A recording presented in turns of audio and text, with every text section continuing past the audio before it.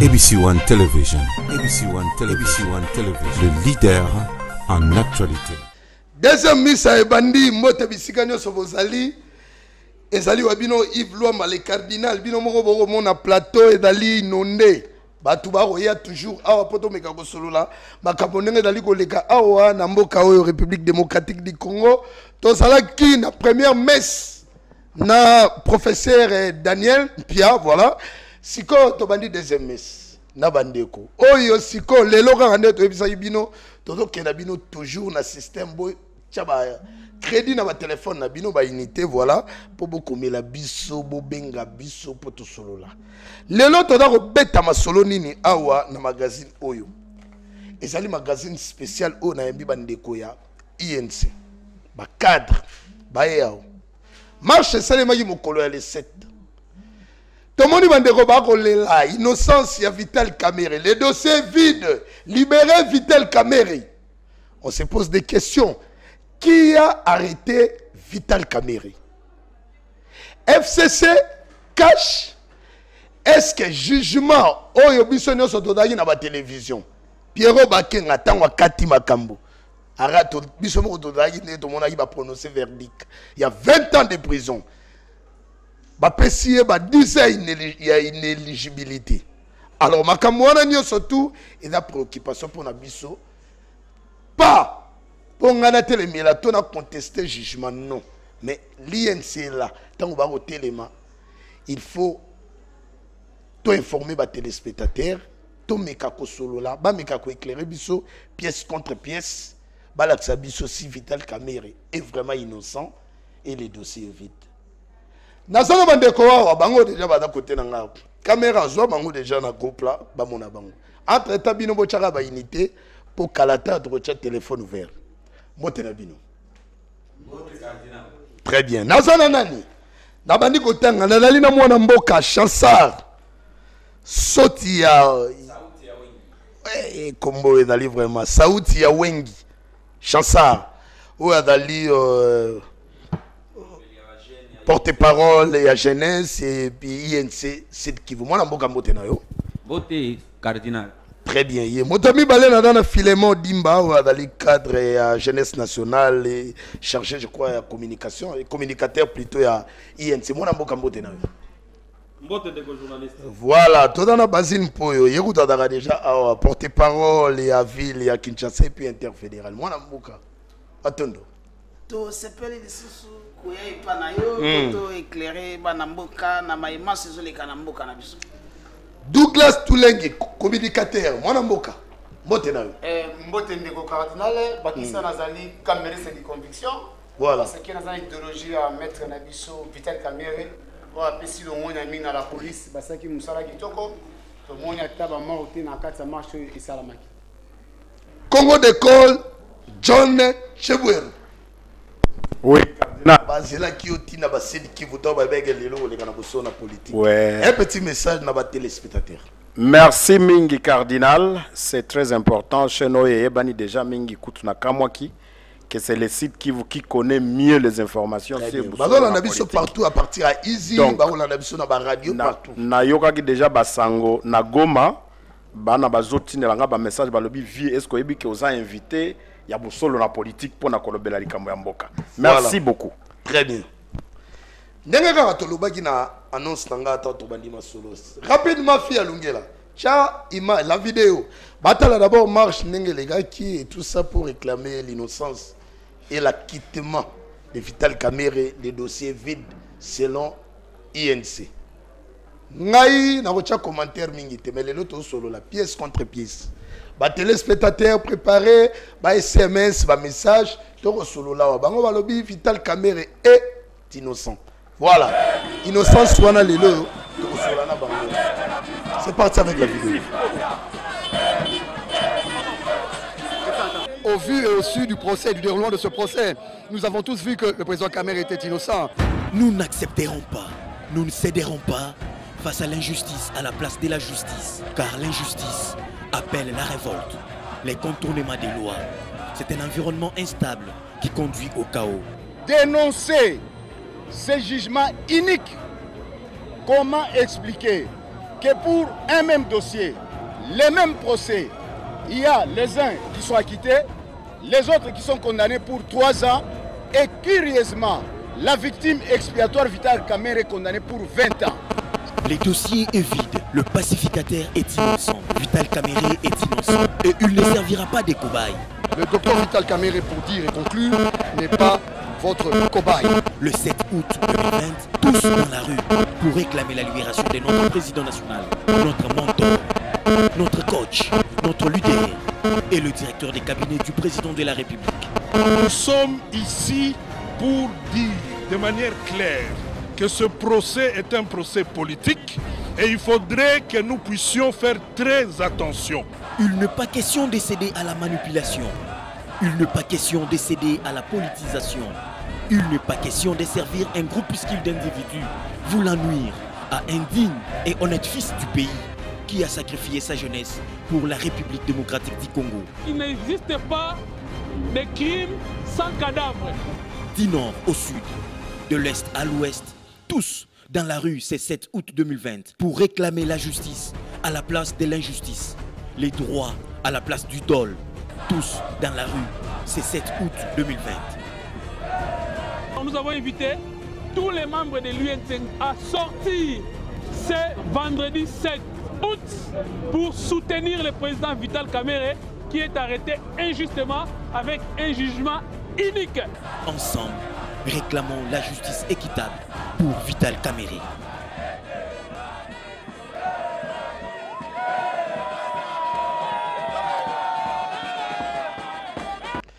Na prison ya makala baolanda biso kuna na monde aba message ekokota awa ari imagine apesi yo mote bisika ozali président national ya INC Vital Kamerhe jusqu'à preuve du contraire azaka radiateur cabinet chef de l'état est-ce qu'on aura un salaire pour débat on peut en citer l'icône et tout ça bon tomeka usola to pete mona mboka Vital Kamerhe mbote bisika azali to pesi Daniel Massaro Changalume mbote bisika ozali to pesi pasteur Mukuna, évêque, hein? Tu peux se faire monter bisika ozali. Misa ibandi na bandeko awa poto solola makambo oyoyo. Tomoni opinion makambo ngondenge ko kende awa. Tozali na bandeko misa ebandi spécial émission to salaki premièrement poto lobelela d'abord. Marche oyo et les gars qui m'ont collé le 7 oh l'opinion plutôt clame l'innocence de Vital Kamerhe. Na bande pa ya mona mboka. Vital Kamerhe est innocent. Soit téléphone et plutôt micro. Oui, puis le cardinal. Pièce contre pièce. Si il y a besoin de politique, ou de sala pour démontrer à téléspectateurs ba otala biso. Droit et à principe moko balobaka les doutes profitent à l'accusé. Ba avocat république na partie civile. Bango moko. Ba comme ça qui biso na niveau moko biso tout tikala na et logo moko boye zanga ki na procès wana balakisa ki biso te preuve irréfutable akoloba ke Kamerhe a détourné ki mbongo à l'état ata yo moko ne bandeli ya procès wana yo moko ko limate ke procès ko sila procès sali soki ba retransmission to bando landango na RTNC procès depuis le jour à débit na suka nango ata place moko te balakisi ke Kamerhe azwa ki mbongo songolo atiaki yango boye et mona na kité Jamal et Moko, Mokolo Mbongo, andimi qui a 57 millions naï. Babengi ba témoin. Ministère de la Justice, ya budget, Banque Centrale. Na kati na bango nyoso, ata mutu moko te alobaki to pesa Kamerhe mbote. Kamerhe mbote. Non, talo loi maître Koko. Ninge siku ezalaki na makambo nga koto na partie civile et tout ça. Tala kayo moko. Ata maître Koko e moko. Ti akoma ki na niveau moko e moko alobi toza na preuve te. Et qu'on dépendre kaka na appréciation à juge biso to landa ki procès ngo ata yo moko ndengo za wana cardinal oza cardinal pièce contre pièce yo moko yeba masola pièce contre pièce wana débit ya makambo to bandi kene pa ya mona mboka filemo état de droit marche les guindengeni la police a beti bino milinga te makambo no selega ina ndenge longo bandi merci ndeko cardinal voilà tcha micro bien nako bandana noko remercier on a ndengo bengi sibiso émission spéciale penda so il peut siliter il y aurait une partie remise Congo ya UNC on pouvait tout laisser pour na koya ko répondre na oyo nyoso batu bazali na kati ya kozela biso UNC et tozali un très grand parti politique na RDC ndenge balobaka ke tozalaki akofanda bakanisi ke baleki biso na molai etango to telemi elingo lobake nzoka nde biso ne batoleki le fait ya kozala discipliné elingi koloba teke ozali zoba le fait ya kozala organisé respectueux ya ba institution elingi kozala teke to community ba ano wa komi ko seka biso comme ça parce que mo konzira biso oyo ayebaka ko respecter population peuple congolais oyo biso to bengaka yeme pona biso yeme ezali peuple congolais et lorsque to bundi ambula ebele ndeko pona un véritable état de droit et biso moko to komi na pouvoir et quand batindela ki invitation alors bagité comme biso bato bundeli yango to koti lelo na pouvoir je dois prêcher par exemple tiki biro na ye aye ko se présenter n'appel ya yeme c'est comme ça on considère la population le peuple et la justice du peuple puisque le jugement est rendu au nom du peuple malheureusement intention ya malamu oyo ye azalaki nango na biso baya UNC tozalaki nango mokonzi ya komi et tourner na cauchemar au lieu ezala vérité otolukaki nzokande ezalaki un complot ourdi pona ko écarter Vital Kamerhe na pembeni ya mokonzi ya mboka et pote bangune wana bayebi oyo babongisaki plan na bango ko bayeba kotia amal mokonzi ya mboka pote a réussir mandat na été ces conséquences ezali soki a échoué mandat on va dire en 2023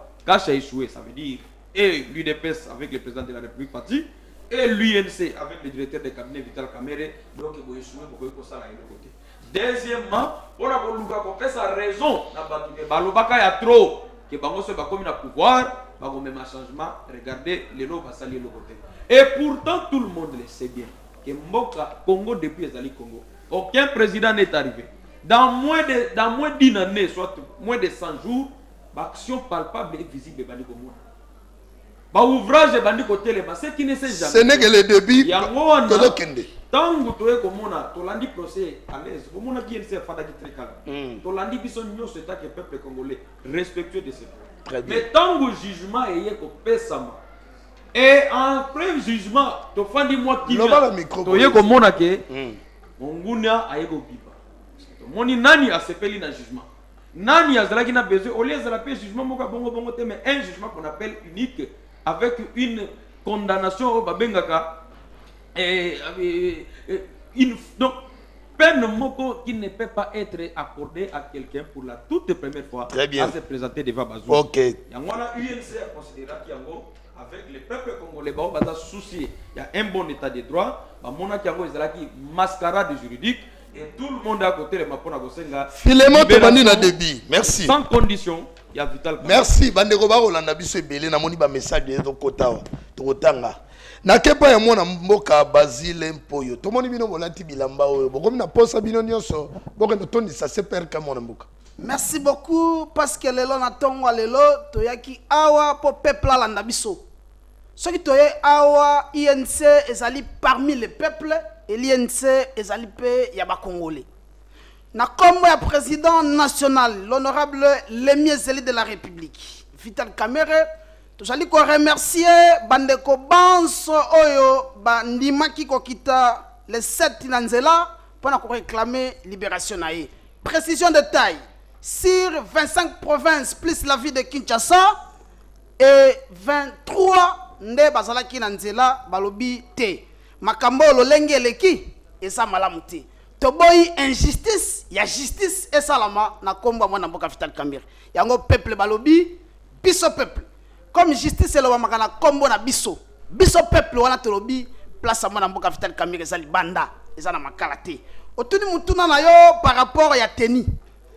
Vital Kamerhe c'est une icône. Vital Kamerhe c'est un pacificateur. Vital Kamerhe c'est un leader. Partout il passe, il laisse des empreintes. Balukaki kolakisa mwana mboka elamba balobi ba humilier. Mais oyo komi marque na biso, marque Vital Kamerhe pièce contre pièce. Donc ndenge na justice pona koyaka ko sepelisa batute. Toyaka na justice na maloba kaka te. toyaka na justice na ba pièces. Avocat de la République a promis biso 4000 pièces. Tomoni yango te.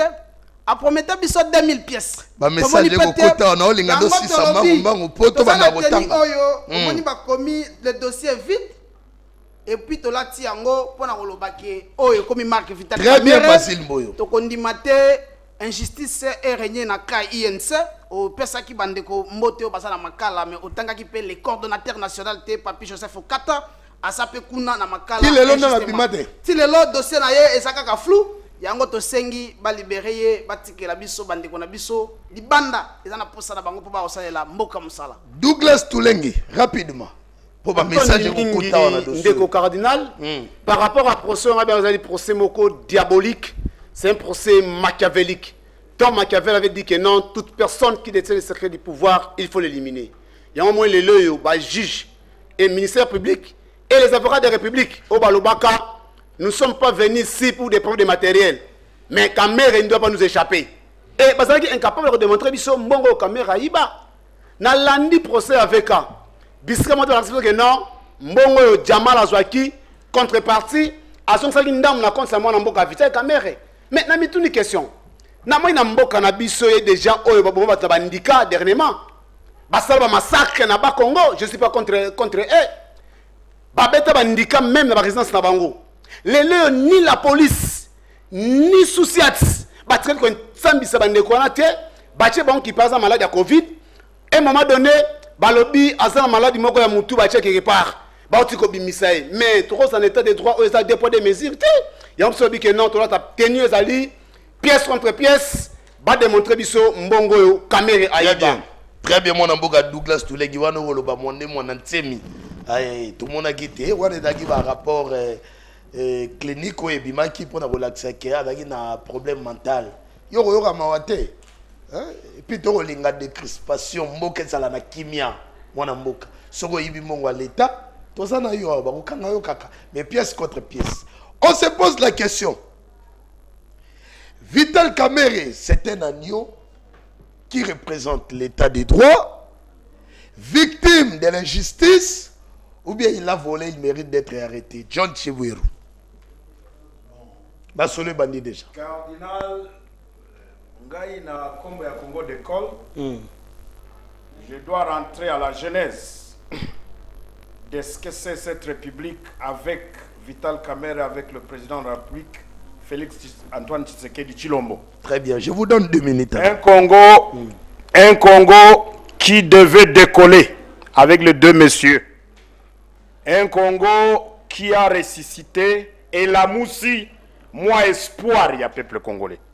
Tango Bamoni, président Fachi na Kamerhe, Congolais nyoso bisika azala ikofanda, azala qui déjà un espoir. Ça c'est d'un. 2. L'arrestation, il y a mon directeur de cabinet, il y a chef de l'État, Vital Kamerhe. Dans nos recherches en gouvernance, on a constaté qu'il y a 4 mois, dans le mandat du président de la République, la gouvernance de la République est biaisée sur plusieurs plans. Au plan judiciaire, au plan sécuritaire, au plan politique. Ça signifie que le Congo a un sérieux problème constaté. Déjà au sommet de l'État, il doit y avoir des questionnements, puisqu'au niveau de la recherche, nous-mêmes, nous sommes dans des laboratoires, de nous demander qu'est-ce qui fait que, dès l'arrestation de monsieur qu'on appelle Vital Kamerhe, directeur du cabinet du chef de l'État, plus rien ne marche. Il y a des questions partout, il y a des morts, 220 morts à Kipupu, dans le territoire de Mwenga, au sud Kivu, 14 morts qui ont été tirés à Sangue, à Ouvira. Oui. Ça, c'est un recrutement d'un colonel que j'avais encore rappelé au micro, un colonel Makanika. Non, il y a Makanika qui l'a recruté. Makanika a demandé son recrutement et il fallait qu'il verse les sangs là-bas à Ouvira. Et c'est partout, puisque moi, mon expertise de recherche en matière de sécurité et mon combat pour cette république, c'est que je dois ramener à ces pays, oh yo, il faut napper ça. Et Zali parti politique était, il faut kimia ya mboka. Etelemisa, mwana mboka nyonso na Congo, il y a confusion, on a laissé le président de la République seul, on lui a laissé les sécurités, on lui a laissé tout, et Oyo Basali complot que Vital Kamerhe a l'arrêté. En tout cas, ils sont les ennemis de la République. Bien. Merci beaucoup. Masolo et Bandi. Awa, nadaro yambakaka ba message dali kokotawa. Pièce contre pièce. O siko dali ba téléspectateur ba olanda biso na ba invité o bazali awa na plateau na biso awa. Mwana mboka Eric Mayalos. Nazu message na yo ko insister te na moni otindi awa. Eric Mayalos et puis bozali kolanda biso na Lizarazo. Motuna liboso bandeko batuni. Soki Vital Kamerhe azali innocent. Comment, pour la 7e fois je crois, Bago Senga liberté provisoire et justice a douté toujours pour nous payer liberté provisoire.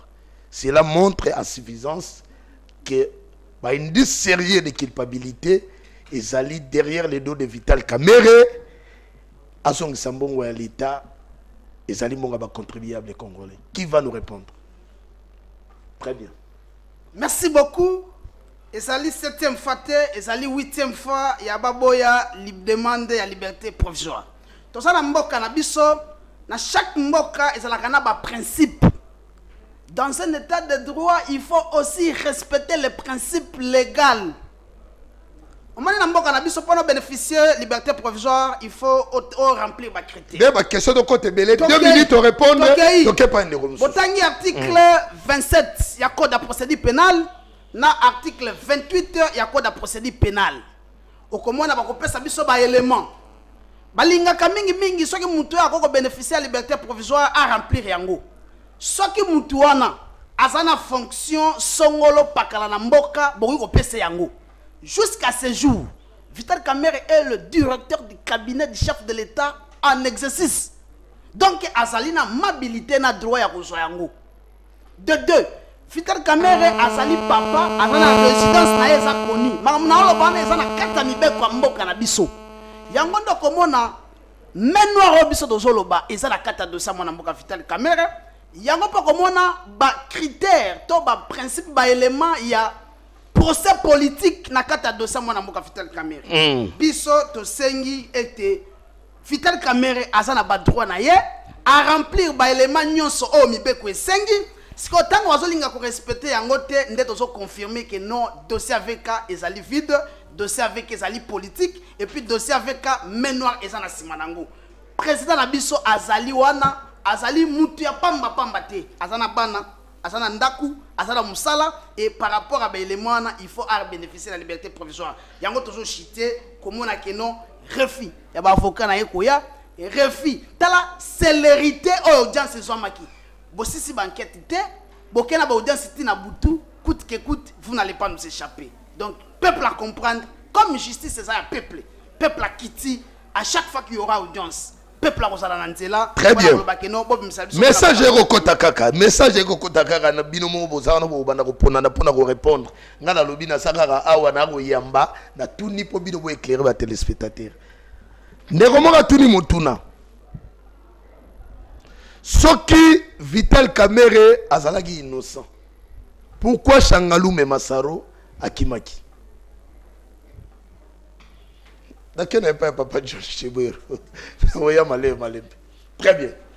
Bon, moi, cardinal, il faut dissocier l'isolo et Massaro na l'isolo et Vital Kamerhe. Ce ne sont pas deux dos. Ça, ce n'est pas moi. Hein. Non, c'est les téléspectateurs. Nazo pièce contre pièce. Nazo pesa réponse. Pour débat nabiso ezala très objectif na République. Voilà. Dossier, il y a 100 jours. Massaro n'a rien à foutre là-dedans.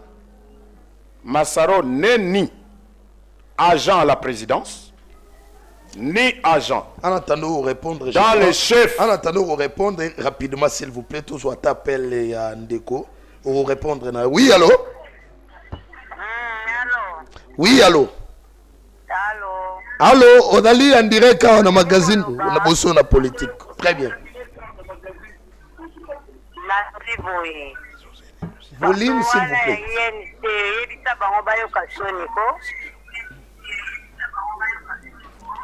Ok.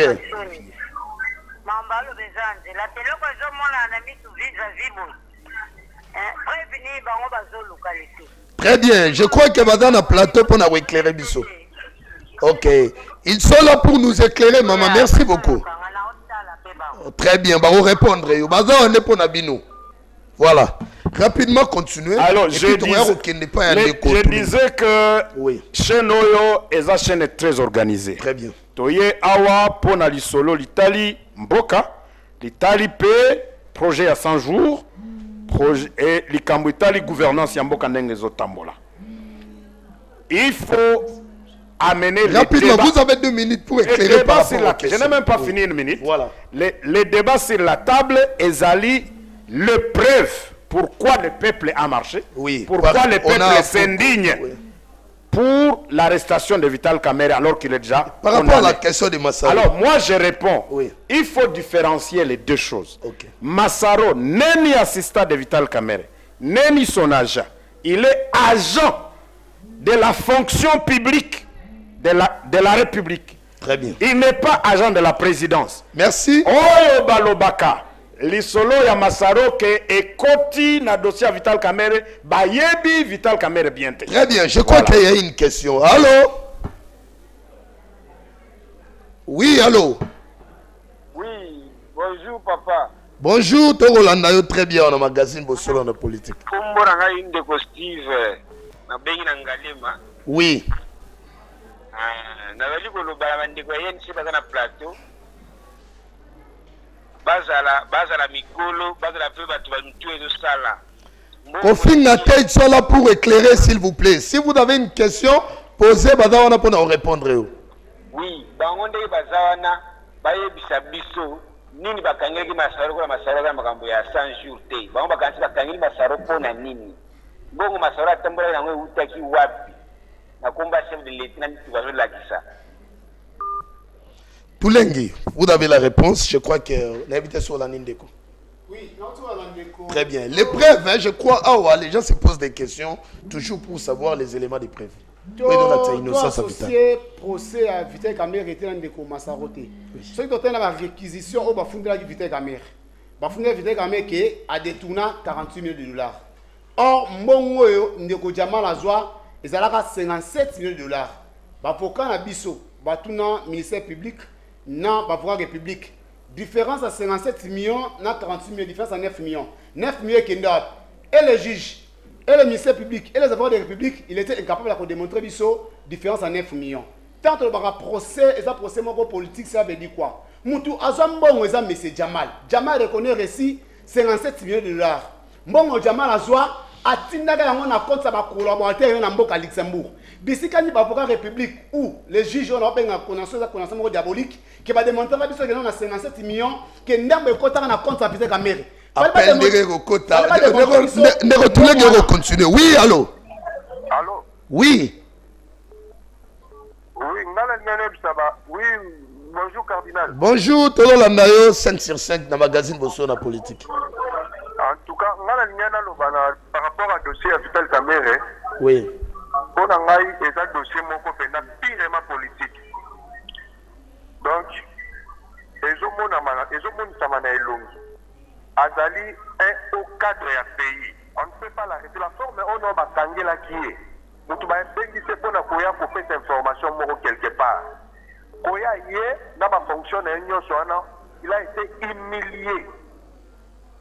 Et en plus, tu es mona que makambu oyo ye oyo l'État oyo nyonso ezotalisa que non et ça procès moko purement politique parce que ils ont dit que non il a détourné peut-être une somme mais banda procès banda et bandeli tina suka to moni ata $1 au batangel biso que Vital Kamerhe a détourné $1 ou M. Jamal a donné à Vital Kamerhe 1000 francs congolais jamais. Mais comment et même les avocats les juges Balobango bien que non, justice c'est dans la presse. Quand il n'y a pas de presse, c'est que un mystérieux zadé. Mais en plus bakina balolende belé. Très bien.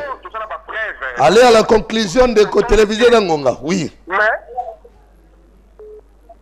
très bien.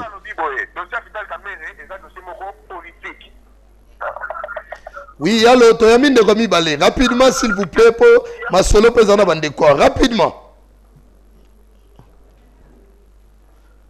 Allô, oui, je vous écoute. Allô? Oui, allô. Bonjour. Bonjour, vous êtes en direct dans le magazine Bosolo na politique. Ok. La ligne n'a participé à l'Ubaboye. Oui, rapidement. Aussi, Vital Kamere, Bissonio, Sotolanda, Osewana, Papa. Bissot Bane, Kozilaba, Kate, Kingo, Aïba, Kimbo, Wamboka. Mais ensuite, tout le monde a fait politique qui peut être un Saganate. Quand Sophie Massarona, Vital Kamere, Namona, vraiment, justice, ça dit que c'est bon. C'est mieux que tu as changé nationalité dans Brazzaville. Pour justice, c'est un peu pédé pour là. Parce que Massaro, c'est arabe, Moutoumoutou, Vital Kamere, Moutoumoutou. Bakondana Massaro, Bakani Biloko Massaro, ça c'est Massaro Samba. Wana to bosana te Massaro Samba, après c'est tout ma préféré, place à Zombo, on a eu. Très bien. Allez directement à la conclusion, maman. Merci. Massaro, Vital Kamere, Jamal a accepté que à Zombo, on y en. Alors, vous pourrez Vital. Oui, allô, allô, Todo Landao. Rapidement, je crois que tu reçois deux appels pour cacher le bref. Oui.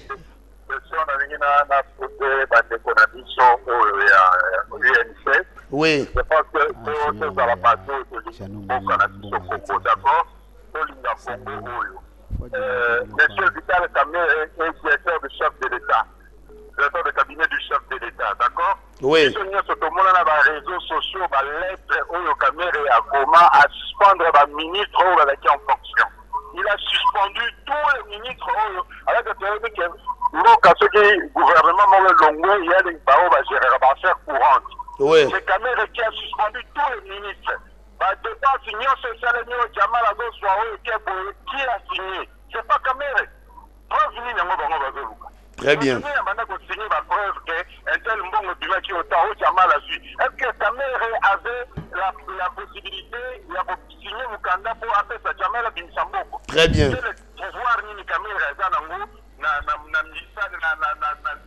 Congo que Kamere peut signer en tant que directeur de. Merci, merci, on a compris l'essentiel. S'il vous plaît. Oui. Merci. Merci. Voilà. Rapidement, je crois que Sotobani Golanda Bapelawa, on va encore organiser. Il y aura une partie remise. Comprenez, aujourd'hui, il y avait 2 messes. Directement, Toketo va nous répondre. Toketo pas mon amboka, Philomène Dimba. Je crois que vous avez la parole. Oui. Prends le micro, s'il vous plaît. Oui, Ndeko Cardinal, bien voilà. prononcé, Philémon Dimba. Oui. C'est pas Balandara Djaming Bayebiye, ce qui Bayoki comme communauté Mosé comme ça. Très bien. Na to landi mingi toujours encourager puis toujours féliciter ba téléspectateurs de ce bago landa ndenge bago. Na ba critique il faut dire mais balobi déjà comme ça. Non, excusez. Oui. Critique ne salaka pona ko lukandenge biso de pour apporter éclairage. Voilà. Éclairage au batwa comprendre ki malamute. C'est que les gens doivent comprendre en premier lieu. Na makambo tang ba na kata koloba et Kamere a joué Kimbongo et a paralysé le ministre. Non. Kamere ne prend aucune décision étant que Kamere est président à l'UNC. Il est directeur des cabinets du chef de l'État. Et dans la hiérarchisation, il va fonctionner en Boka. Il va fonctionner en Mokili. Sauf que vous avez PDG, vous avez une signature. Mais sauf le président de la République, vous avez une signature, vous avez un directeur de cabinet. Donc quand le directeur de cabinet, le directeur de cabinet AI, Kolongela Zaliwana, les documents qu'il signe, ils a été. Mais attention, annotation n'est pas privilège. Non. Au salaire, directeur à cabinet a coquille reçoit jamais à le ministre. Bon signé te boko tisate et les canava vitando ike na RTNC sans que le président de la République a fait sa ordre. Ne korangai. Tobi mais ça peut population peut na ba information moko bo peut biaiser na mitou. Talande ko uti ko ta uti ko lobela biso makambo ya bato bazo bela mitou a des fois makambo bazo comprendre ngo malamuté. C'est comme ça. C'est ce que nous comprenons. Puisque Comment est-ce qu'un directeur de cabinet va paralyser tout un gouvernement? Ça veut dire le président comme étiquette. Si c'est comme ça, répondez-moi que c'est Kamere qui dirigeait. Alors, au moins pour répondre, que c'est Kamere qui dirigeait. Alors, Kamere était vice-président de la République. Si ce n'est pas le cas, c'est de l'acharnement. Et ça, quand est-ce que tu as bolingo? Nous devons prôner le patriotisme et les bolingo. Kamere a sacrifié Vinendeko, la ligne kata mena lobaka eloko moko. Il est le seul parmi Batono Bazalagana Pembeni. Narbi le seul mais parmi Bato Bazala Pembena Mkonzamboka, Ayebisa Mkonzamboka, ça va ou ça ne va pas? Ayebisa Ndeko Kabila, Kotika Bemba kuna tea sala bitumba, Aza Congolais netio, Benga eto solola. Balongwa, Tokena to solana Bemba, Tokena to solana Ndeko Ruberwa, Tozonga na Kinshasa, Tosala et gouvernement 1+4. Et pesa ekombo pacificateur. Nazali na itandoike, boyebi yango mingi. Tolongwa na plesika wana. Azali oyo tangu ba Rwanda balinga bakota ebisi ndeko Kabila te bakokota bongo te mibeko na biso lingi bongo te tala procédure ko salingo conclure yango wana pona koloba ete en réalité batuneti ba Kamere ba comprendre bango après l'événement puisque ce sont batu oyo bazali zane ndenge to banako comprendre ya mal ndeko Etienne Tshisekedi. C'est de la même manière aussi comme ndeko Kamere. Ce qu'il dit eza pona vina yete ezali pona nation mobimba o ye azana besoin makambu ekende liboso. Merci. Et na kokisi ko suka ata moi une seconde na kokozwa ezali pona globaliser boyeza kete ndeko Vital Kamere. Le procès oyo ndenge zo salema na ndenge za na kata ko kende avec autant de refus à liberté provisoire ça prouve kama ndeko bazo luka to pesa bango preuve ya makasi o elingaki inculper ndeko Kamere elingaki ezala mutu ya Rao Bank mais c'est Terry Taimans. Mais bazuye babimisi mutu à liberté provisoire babimisi na mboka et on apporte aucune preuve. Alors botika biso to bageza procès. Très bien. Merci. Nakepa mwana mboka Chansara. Voilà. Ce que tout le monde vient bobimi libana ndenge toki bino nde ba boloba to kolanda ba vie dali partager. Si la justice et Kangi Vital Kamere pour un procès 100 jours à la maison préfabriquée, est-ce qu'on peut savoir d'autres motifs de l'arrestation de Vital Kamere? Pourquoi Vital Kamere est arrêté? Selon vous, Bobima Yinanzela, Yebisa Bissou. Oui. Kamere a un politique. Azana ba mina et azana ba directeur na. Kamere pe azana ba mission na. C'est un homme politique, c'est un grand leader. Personne ne pouvait s'imaginer que Kamere en étant en prison peut mobiliser en dehors. Il peut mobiliser comme ça s'est fait aujourd'hui. Je ne suis pas là. Pourquoi, personne ne peut s'imaginer. Ne pouvait pas s'imaginer. Vital Kamere est arrêté. Selon vous? Selon moi, oui. Il est arrêté parce qu'il a aussi ses détracteurs. Les gens qui l'en veulent, c'est Kamere. Kamere, c'est une machine. Kamere est seul. Kamere, avec les chefs de l'État, ils avaient une vision. Pour Mboka, mais politique, bazape na batu bando linga bacha babato na marche na bango ne ba okende. Bango ne balinga ki po mona ki soki Kamere na Félix ba évoluer na vitesse o bazana ngo. Biso to kozala te. Yo moko landa ki masa moko ya kala mita zolo ba kamba ba yemei. Ba mi kumisela ki arrestation ya Kamere. Nga na yo to landa ki yango. Siko lingi otu nangali susu nande qui envers la Kamere. Ils se sont prononcés c'est. Et puis là, on a tous compris. Tu sais quand Kamere était en train de plaider, il a dit en 4 langues. C'est là où il a dit que Makamoto Sala Mikolo, c'est une question de l'État. Oui, mais dans ce cas, la réponse n'a pas un déco Basine Poyo. Oui, rapidement s'il vous plaît. Rapidement. Vitesse, campagne intoxication à Kamere Nege Bandaki. Bandaki va 15 millions. Kamere a détourné 340 millions. Affaire à saut de mouton. Est-ce que tu peux t'imaginer qu'affaire de saut de mouton Bladley wana a quitté. Or nde étincelle à makamunyo soto so vivre lelo. Banda ko ezoto ngoma na kanchachi bazo ba ke banda ko esa détournement. Et ba pesa kasi biso banda ko to fanda na kati. Soki banda ko wana ezala kate. Mais le chef de l'État est allé décider quoi? Au conclure. Très bien. Na ke pa mwana mboka Basile Poyo. Mwana mboka Basile. Quand on a eu de konenga lobia atangi ancien VPM ya justice Célestin Tunda Yakasende. Et derrière Célestin Tunda Yakasende, on voit directement FCC. Qu'est-ce que FCC? Intérêt nini au bango basana yango derrière les dos de Kamere pour participer à l'arrestation de Vital Kamere. Si C'est le cas par rapport à ce que notre ami vient de nous dire. Merci beaucoup. Yamona Yanola Mutuna Nayo. Tika na continuer sous. Pendant que yoka bino na kati wana na ba marche ba misuba ko yembela Félix, le président de la République. Na yoki bande ko ba ko yembela Félix. Mais na kepa na yo pour nous. Avant de répondre à Mituna Nayo, na koyebisa na batu. Masaro bakangaye atikala ko sambati tina mo ya lelo. Tina mo ya lelo Masaro azali na situation moko irrégulière na kati ya boloko. Ayebi eloko asala te parce que nano atikala kozala liboso ya juge te mutu ayebisaka mutu keno tozali na yo awa point d'infraction tel comme na ye juge Masaro ayaki na procès ya 100 jours lokola renseignant etango apesaki ba makambo na ye batu bayokaki ye lelo batu bazolo ba Masaro akima pona nini Vital akimisaki te ti lelo Masaro na samba te awa tokoyebisa yo boyo si il y a des militants disciplinés dans ce pays. Ce que ça n'a parti moko o ezali mieux organisé na mboka oyo.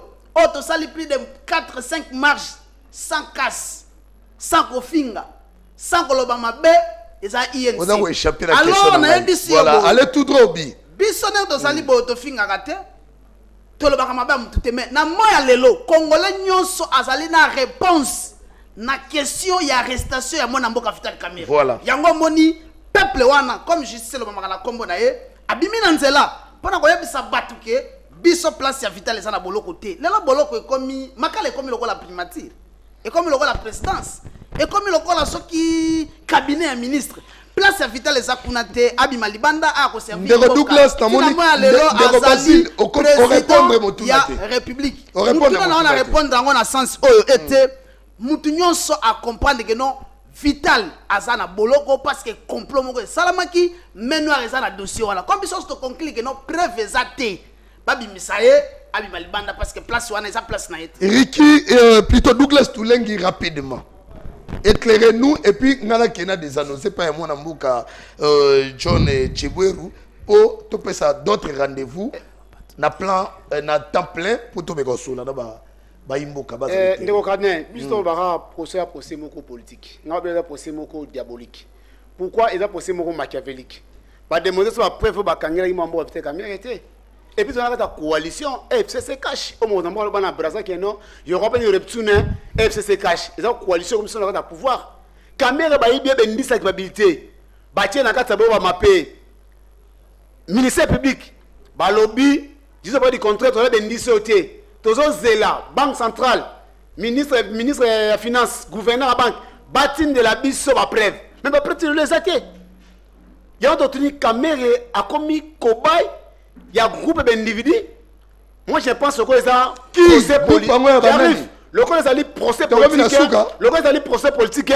Il faut te résoudre en open angle politique. Parce que Mandela va bakanga et c'est un balabala de la militaire dans la babala pour te négocier pour la liberté. Même à l'époque à Lumumba, il était arrêté politiquement et c'est un peu balabala pour te Lumumba liberté. Biso Yense, à tout moment il a procès avec un tout mais pas pour te faire. Est-ce que John Chebouegou Larry c'est la solution pour la libération de Vital Kamerhe? Quoi? Larry. Bon, je reviens à ta question. Voilà. Je crois à Souka Yango wana. Aux professionnels, selon Fia Lungela 2 minutes et puis on va conclure. 2 minutes. Voilà. Kamerhe, directeur de cabinet, a arrêté. C'est ça, non?